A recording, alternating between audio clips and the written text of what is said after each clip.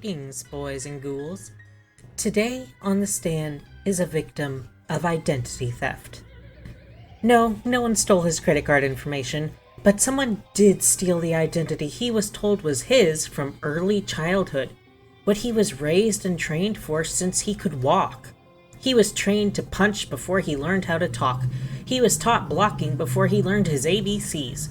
His entire being, his future, his self-worth, all of it was drilled into him from day one to be one singular thing. Something that was ripped from his paws by the people he trusted most and handed to someone else, leaving him with nothing. How can anyone blame him for wanting to take what he spent his whole life being told was rightfully his? Especially after spending years being mistreated in a dark, dank, miserable prison where he couldn't even move. I am, of course, talking about the real dragon warrior, Tai Lung. Tai Lung, star of the first in the Kung Fu Panda trilogy. What? No, there are only 3 movies. The soul-sucking cash grab abomination sequel doesn't count. Ahem. Tai Lung was abandoned as a newborn, raised in the Jade Palace by Shifu, who seems to have basically taken over as a father for him. Shifu saw great promise in Tai Lung as a warrior, which isn't surprising considering that snow leopards are very strong and graceful, most of the time. And being trained from such a young age meant that he could be molded into the perfect warrior from the very beginning. We saw that Tai Lung thrived in his training, becoming easily the best of the best. He was unbeatable. Even Shifu himself couldn't beat Tai Lung, the only one who could stand up to him being Master Oogway, who... Come on, the dude's just seriously OP. Even death itself couldn't take him until he decided to let it come for him and take him to the spirit realm, which seems different than regular death.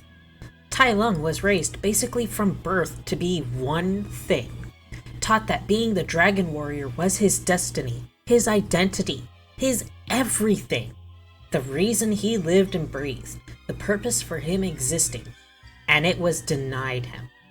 Why? Oogway said he saw a darkness in him.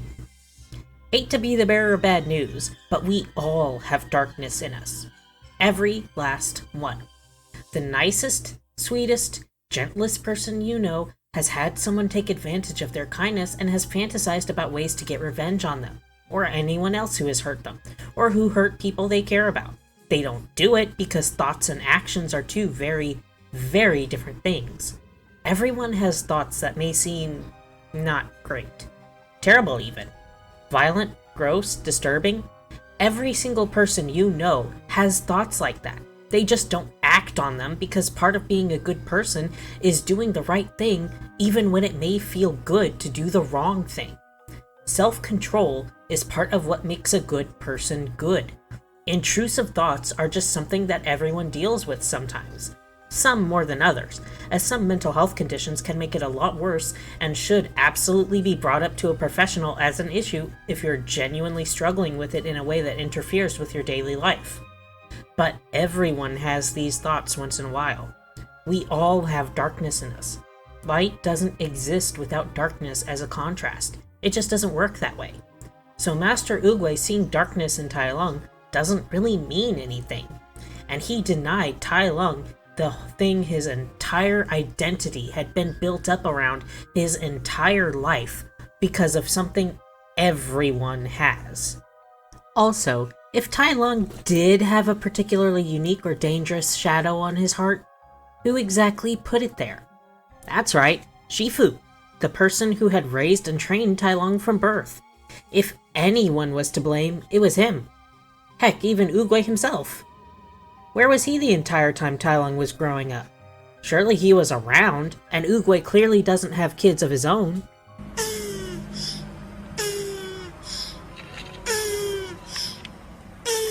So why wasn't he offering words of wisdom and guidance to the young cub to point him in the right direction? Why didn't he teach Tai Lung the true meaning of strength, what power is for, how to be kind and soft while Shifu was teaching him to be fierce and hard? If Oogway had tempered the lessons Shifu was teaching him and given Tai Lung the guidance he needed, Tai Lung could have not only been one of the strongest warriors to ever exist, but one of the wisest as well. But where was Oogway? Off throwing ragers in the Jade Palace while Shifu was trying to put toddler Tai Lung to bed? Yeah, I'll say it. Oogway is a deadbeat dad. And are we really surprised? He decides to up and leave when things get tough, even choosing death over having to deal with Tai Lung's return when he could literally beat Tai Lung with zero effort and save everyone else the trouble. Lazy. So Tai Lung has his identity, the one thing he's been told will make him a complete person, taken away from him. How is he supposed to react? If someone has spent their whole life being prepared for one thing, trained for one thing, told that they are one thing, and then suddenly that thing is taken away from them, you can't be surprised if they fall apart and strive to get that thing back, because it's the only thing that makes their life have meaning. It's all they know.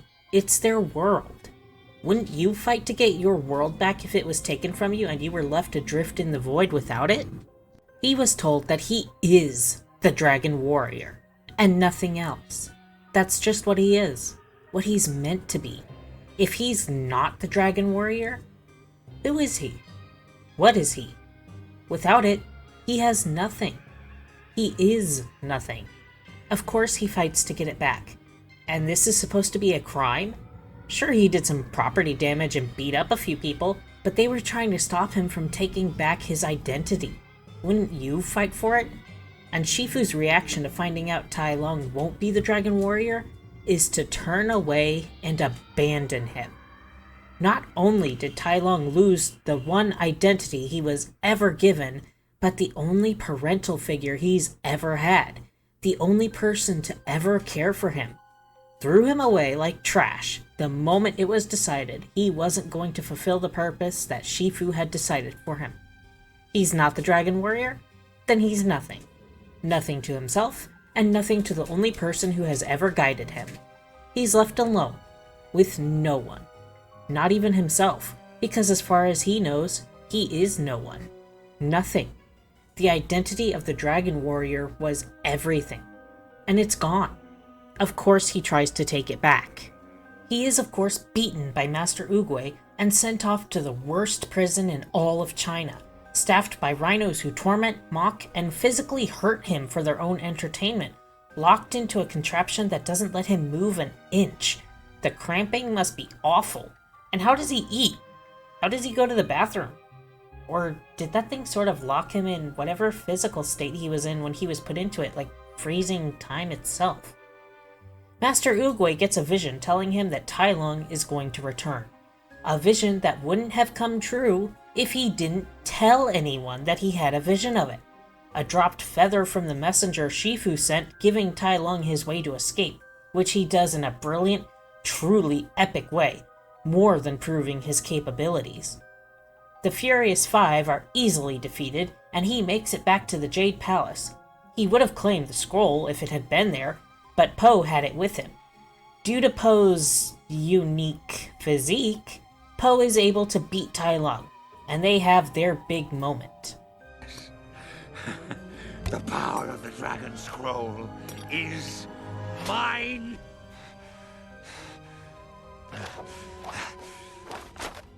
It's nothing. Oh, it's okay. I didn't get it the first time either. What? There is no secret ingredient. It's just you.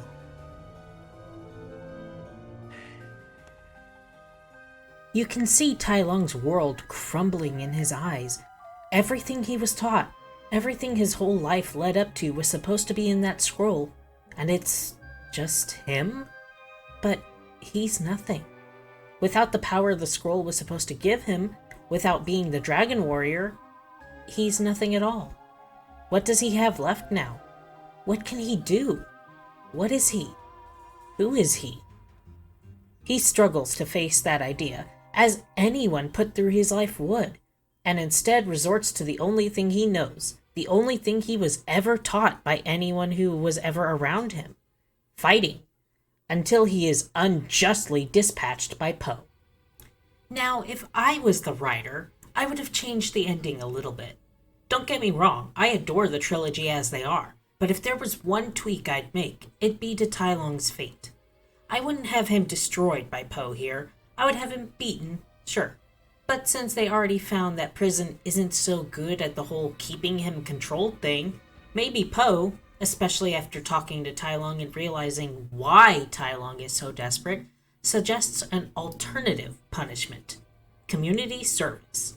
Specifically, working in his dad's noodle shop, especially since he's going to be busy at the Jade Palace with all the new Dragon Warrior responsibilities he has, and his dad is going to need help. So Tai Lung would go to live in Po's old room, probably having some comments on what a nerd Po is when seeing his figurines and stuff. Nerd! And probably planning to escape again as soon as he's healed. But Mr. Ping is surprisingly good at knowing when someone is sneaking out of bed and smacking their tail with a spoon.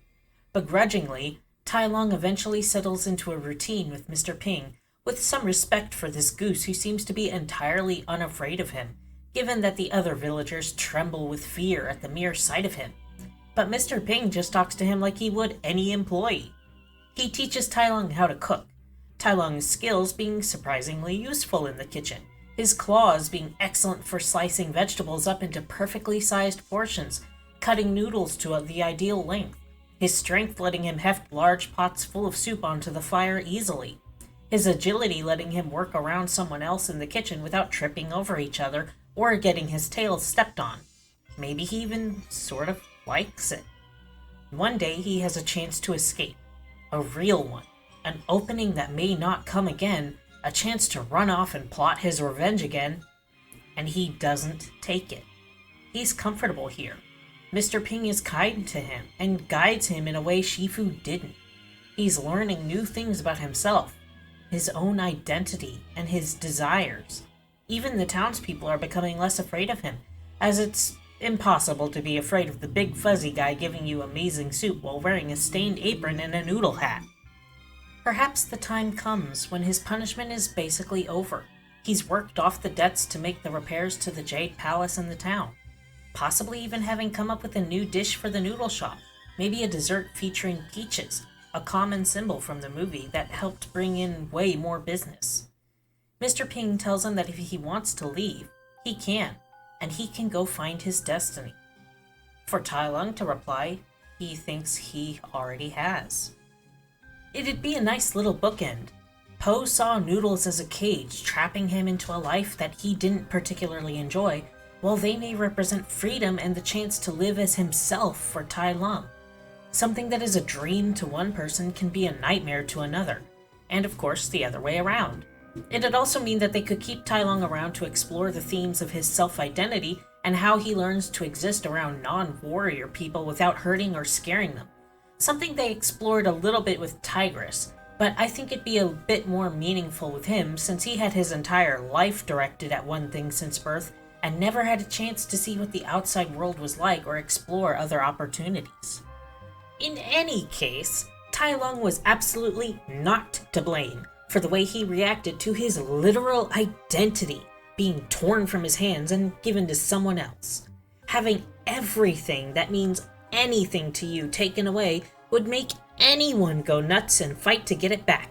The property damage and assaults, he never killed anyone, by the way, though he easily could have, he just rendered them unable to stop him, are just side effects of a terrible, terrible upbringing that he really can't be held responsible for.